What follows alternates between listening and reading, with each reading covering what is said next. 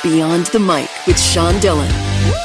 We're joined on the Starline by the co-founder and guitarist of Blondie. He's a producer, musician, photographer, and writer. His memoir is Under a Rock. We welcome Chris Stein. Hey, Sean. Thanks, man. Chris, let's go beyond the mic. Quote, I'm a firm believer in the circular nature of time and the idea that the future casts shadows into the past, unquote.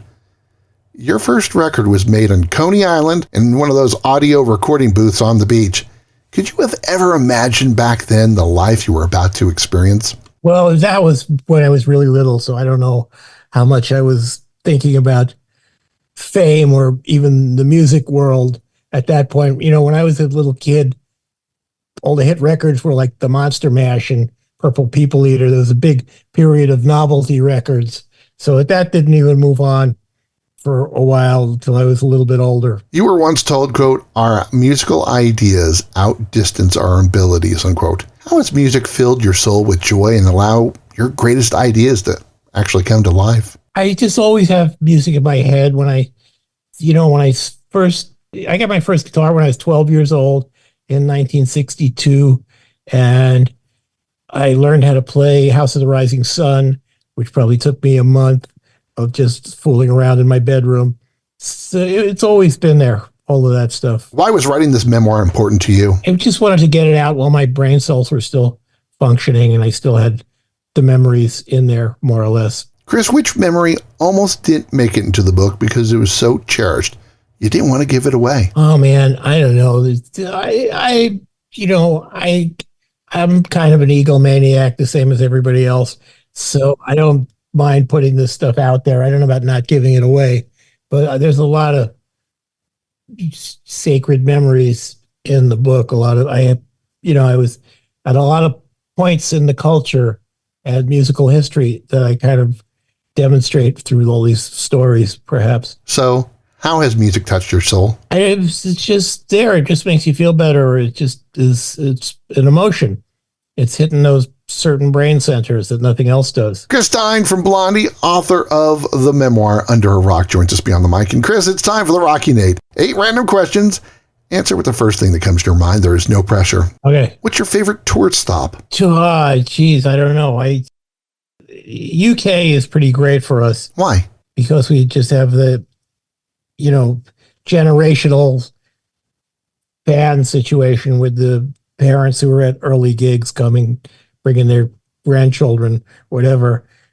But, America, Los Angeles, all the usual suspects of places. Best punk band in your opinion today? That's a tough one because the definition, I think the first 2 Rolling Stones albums are completely punk. There you go. Maybe the Stones. Chris, where's the most beautiful city in the world? I really like Porto in Portugal. I don't know if that was beautiful, but there's a lot of places. I like New York, man. I'm very fond of New York. What was your favorite moment at Burning Man? My favorite moment at Burning Man? Wow. There was a lot. We went there for 8 years in a row. Working at the post office for a while was pretty fun. They actually got an actual postal stamp. For 1 year we were there, they would just take all the the letters and postcards and bring them to the post office in town. And then the next year they actually became a real location. But there's so much stuff goes on there. If you don't go, you don't get what it is. It's not like Coachella or something. It's its own thing. You talked about the guitar you got back in the 60s. What was your first guitar and do you still have it? Yeah, Harmony Rocket. 1973 Harmony Rocket Sunburst. Single pickup. Do you still have it? No, it's long gone. I still have the pickup. I don't know why I took it. Really? Yeah, because I was just screwing around with it as an acoustic for a while. When I was a kid, I took the pickup off and I still have the pickup, like a gold foil, old D-Armand type thing. Where was your best picture taken and what was it of? There's a couple I like, there's ones of Debbie that everybody has seen. The one that's on the cover of her book was taken in a parking lot in Philadelphia, I think. But there's a picture of Lester Bangs on the beach at Coney Island that I'm very fond of. And there's a picture of Richard Hell his last gig with the Heartbreakers at Max's backstage, different things. Chris, which club long gone do you miss the most? Well, CB's was, this kind of lifestyle, thing. Everybody was, in the early days before people were coming there, it was just the bands and their entourages, and everybody was very close, and that was a great moment. But I also miss like the 82 Club, which nobody knows about, which was a drag bar that was down in a basement on, I think, 3rd Street or 4th Street. There was a bunch. What's the most expensive thing you've ever broken? Oh, boy. I don't know. I'm pretty good with stuff. I just have gotten rid of stuff. I've sold stuff. I don't know if that qualifies, but yeah. I'll allow it. Chris Stein, author of the book Under a Rock, joins us beyond the mic for the back half. Quote, I realized that Debbie comes off as part little kid doing a pretend show in front of the mirror and part erudite, glamorous, risky woman, unquote. What's your best moment with Debbie? Oh, that's kind of too numerous to mention, to think of a specific thing.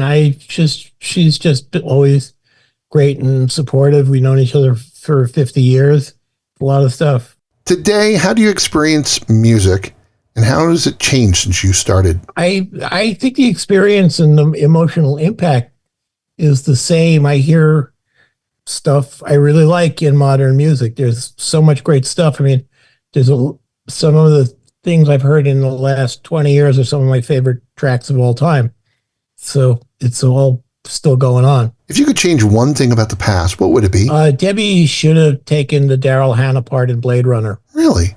She got that offered, and management and everybody said, no, just hold out, tell them you want to do the lead. And I went along with it, and I should have pushed hard for her to do it, but we didn't realize what it was at the time. So what's your best memory? Whoa, just everything, in life, that's tough. Lots of different things, getting married, having kids was pretty great. Doing the tour with Iggy and Bowie was pretty great. A lot of stuff. Some of those crazy scenes that we had in the UK when we broke over there, thousands of people on the street and the cops having to stop traffic and all that stuff was pretty great. Which camera do you enjoy shooting with? Back then, I used a Nikon FM a lot, or a Nikon F that I borrowed. Now I like my phone. I wish I had the phone back then in 1975. It would have been great, Time for one big question with Chris Stein beyond the mic. What's your favorite memory of your late daughter? Oh, man. Well, she was, a lot of stuff. It's really still very hard. It's been a year already, and it just seems like it was, just a few minutes ago that she was here. Just the whole thing, doing stuff with her, they used to come on tour with us. We were doing a show and she walked on stage and just started talking to me in the middle of the show when she was very little. She was a great person. It's rough. He loves working at the post office at Burning Man, thinks Porto is the most beautiful city in the world, and wants you to read his powerful book, Under a Rock. Chris Stein, thanks so much for taking the time to talk with us today. Thanks, Sean. Thanks, man. And that, my friends, is a Beyond the Mic shortcut. If you're enjoying these conversations, please check out another Beyond the Mic episode to find more actors, artists, and people you need to know. We'd also appreciate a like and subscribe on the Good Pods app.